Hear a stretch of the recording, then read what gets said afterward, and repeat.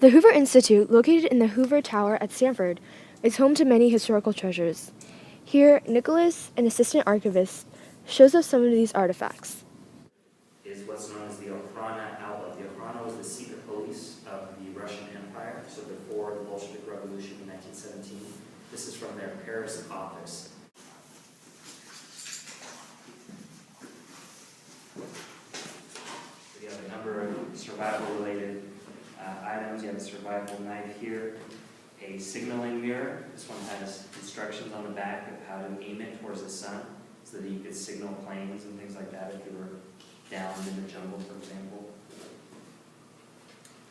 You have various food and supplies in here, hooks and things for fishing, and one of the most important items if you're in the jungle, your aviator sunglasses.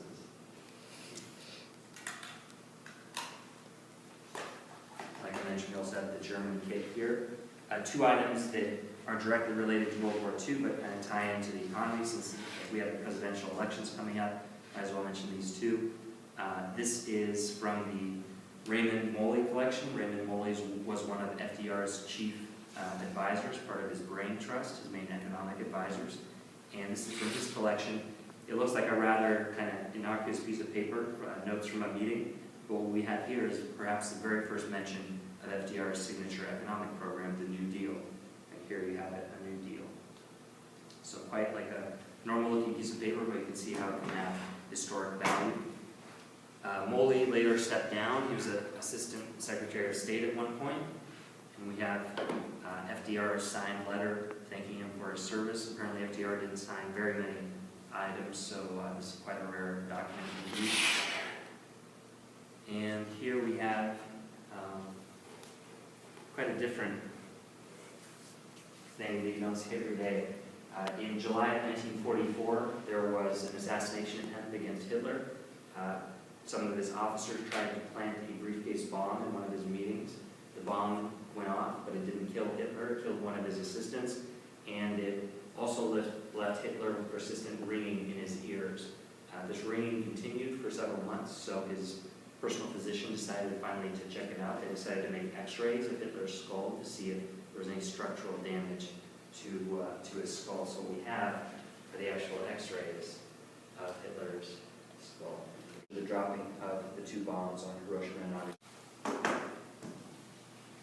One more item I'll point out here, a little more contemporary from the early 1990s. This is colloquially known as the Terrorist Encyclopedia. This is one volume of about 6 or 7 that we have, and this is basically a terrorist training manual. It was compiled by the Office of Services, which was the precursor to Al-Qaeda.